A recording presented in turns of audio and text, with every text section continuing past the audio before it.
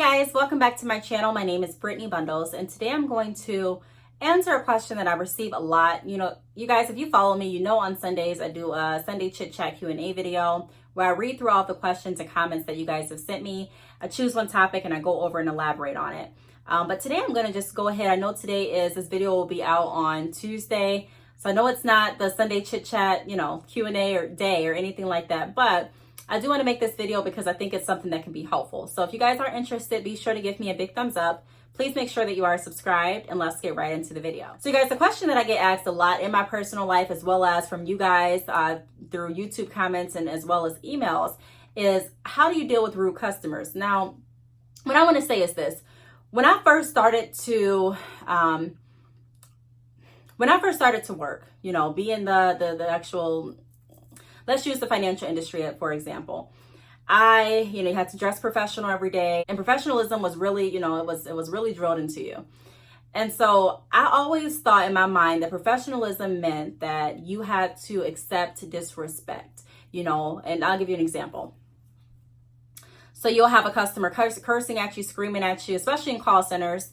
And, they're irate, they're upset about what something the company did or their bill. And me, because I'm professional, because I'm the expert, because I'm the representative, I would be wrong. If I said, hey, I'm not going to allow you to speak to me like that, or hey, stop cursing at me, I would be in jeopardy of losing my job. And so I was I don't want to say I was trained, but I was kind of trained, to accept disrespect because I was the one in the higher role, or, I was the one in the position with the company, and I was the one that was, getting paid. And I was the one that had my job on the line pretty much. So I had that mentality that no matter what someone said or did, it was my responsibility to make sure that I remained professional. And by professional, I tolerated the disrespect and the demeaning and degrading comments from different people. And so that mindset transferred over to even when I was running my salon. I remember it was one instance where someone got their hair done by one of the stylists. And while she was getting her hair done, I was there the entire time. The girl was enjoying herself. So I thought she was conversing with the stylist. And she got up, she looked at her hair, she loved it. So she said, and she paid the stylist and she left. She got on Facebook later on that night and she had different selfies and different videos. And so I assumed that she had a really good experience because I had no reason to assume that she didn't. Everything lined up. She was having great conversation with the stylist. She paid for her style. She said that she liked it. She made videos, posted pictures. So I'm like, okay, great, a satisfied client. And then she called back the next day and she asked to speak with a manager. So I didn't have a manager at the time. It was just me. And so I answered the call and she was just so irate. You guys, mother effing, this ponytail fell out. She was a dancer. And so I guess the ponytail wasn't in as sturdy as she wanted it to be because I don't know if it fell out that night or if it started coming unraveled, but she didn't like it. And the way that she was talking was just so offensive. And I put it on speaker, which was my mistake. It was only me and the stylist in the salon at that point. So no customers were there, but I put it on speaker so that the stylist could hear what she was saying as well. So we can try to get to the bottom of this. And before I could even offer anything, she just went in. Like when I say in, I mean, she was talking crazy to me.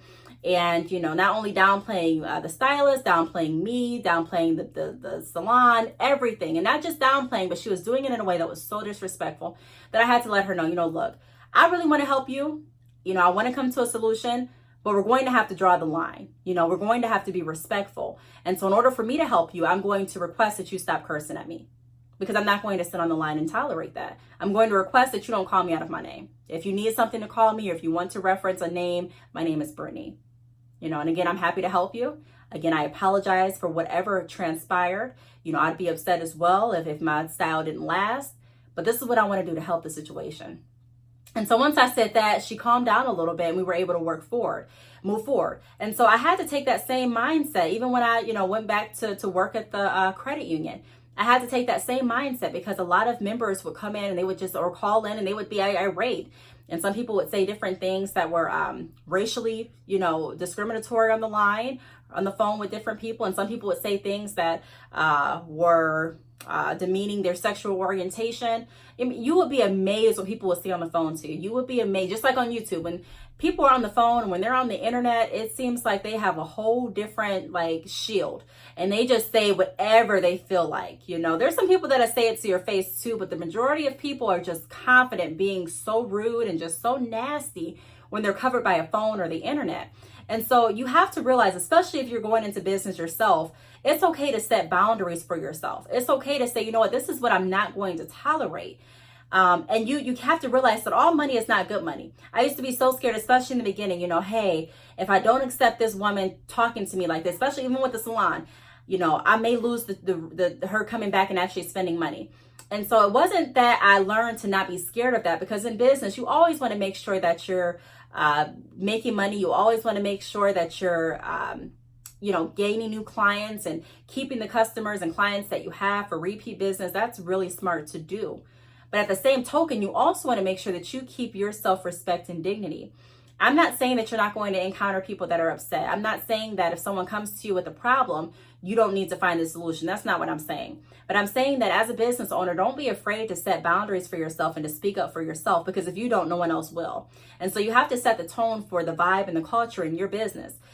Whether your business is a brick and mortar or whether your business is virtual, you have to look at it the same in a sense. And what I mean by that is your culture shouldn't change. My mission is always empowering people. And so whether I'm stationed at an actual brick and mortar business in my salon, or whether I'm working online via email or phone, I still have the same mission. My culture is still the same. You know, it doesn't change based on my location, you know? So that's what I want you guys to take away from this video, that you can still set the tone for your company. If someone is saying something that's disrespectful to your clients, disrespectful to your partners, your employees, disrespectful to you, your business, you can definitely say in a nice professional way, unfortunately, I'm not going to be able to help you. Or you don't even have to say the unfortunately. Look, I'm not going to be able to help you if you're going to continue to use that language. And I know when I used to say it on the phone, some people would say, well, I'm grown. I can say whatever the effing I want. And you are grown. And that's why I expect to have a professional conversation with you. Because it's not fair to me to call in to, you know, a place that I work at or a place that I own and scream at me because you're mad at something that someone else did. Now, granted, we all are one company.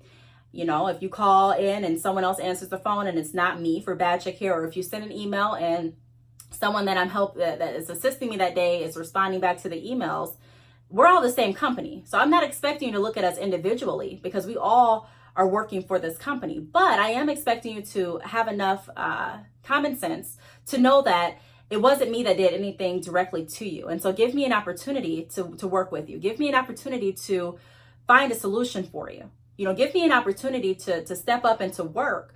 And if, you know, I can't do that if I'm in a position where I'm too frazzled and I'm too upset, or I'm too anxious or too nervous to do anything, because I'm fearful that you are going to say something that's very disrespectful. Now, I don't think people realize when you call, and I'm going to talk to the people that actually call in and that are irate. When you call in and you scream at the phone company and you scream at the cable company and things like that, I don't know if we realize that those are actually people and that they have things going on in their life as well. And not just that, but it's like, when you scream at someone, a lot of times you're either making them more upset or you're making them nervous. And so when someone's screamed at, you know, it does something to your mind. It does something to your brain. You can research it if you don't believe me.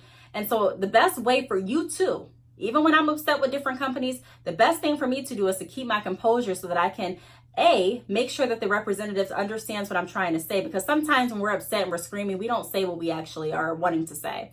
And then also B, I want to make sure that the representative has a clear state of mind so that they can do the best job that they can do to come to a solution. And then also C, I want to make sure that I'm staying in my character, because I want to treat others how I would want to be treated. So the whole moral of the story, you guys, is you don't have to compromise your professionalism when you're requesting respect, especially when you work for yourself. That's one of the beauties that you have. You can choose what you're going to accept and what you're going to tolerate. Now, when you work for different companies have different policies, and different companies say, you know what, this is what you're going to tolerate if you want this job. And so that's why I always say, you guys, make sure that you have something else built up for yourself. Be building something. The time to start your business is not when you need extra money. I made a video about this, I believe, last week. So go check out my channel, you guys. I have a lot of videos just giving advice and motivation and inspiration. But I made a video saying that the time to start your business or the time to start investing is not when you need money, but it's now. It's when you're comfortable, because it can easily change. You know, policy can change at your job. That can just be the deal breaker. And so I don't want to be in that position where I'm stuck having to deal with disrespect. And so even now with Bad Chick Hair, sometimes you'll get people that are write in. They won't even be customers, but say just rude things. Or sometimes even on YouTube, I have, you know, the spam section of my YouTube comments where you guys can't see it unless I publish the comments. But people say the craziest things under there too. And it's like, you know, I have a choice of what I respond to. I have a choice of who I work with. And so if you're coming at me in a disrespectful way, if you're coming at me, you know, cursing, downgrading everything and being just rude and disrespectful, I'm not going to match your level. I'm not going to be rude and disrespectful with you. But I am going to say, you know what, look, this is what I require. I require respect. I give respect. And so if you're not able to do that, then unfortunately, we're not going to be able to work together. And that's okay with saying that. You know, some people say, oh my God, she said that. That's not professional. Yeah, you're not professional because you're sticking up for yourself. It doesn't mean that you have to compromise your dignity or your respect for professionalism. You can still be very polite and you can still be very professional, like I've been saying this whole video, and still set boundaries for yourself and your business. Actually, you should set boundaries for yourself and your business. And so I just wanted to make this video really quick, you guys. It was not, you know, planned out. I did not have my notes in front of me like I typically do. And I keep my notes because I want to make sure I'm not going off of topic. And so, you know, you guys, this video may be all over the place, but the bottom line is I just don't want anyone feeling like they have to compromise who they are or compromise their dignity or respect in order to keep their job or in order to get the sale or in order to remain professional. If you guys have any questions, be sure to leave them down below. Thanks so much for watching. And you guys, again, I just want to say this was a off the heart, off the mind video. I didn't even have my blazer on, so excuse that. I know I'm talking about professionalism and I'm like, I'm not even looking professional at this point. Just bear with me, you guys. I just hope that you took something from the message. Again, make sure you are subscribed, give me a thumbs up, and I will see you in my next video. Bye.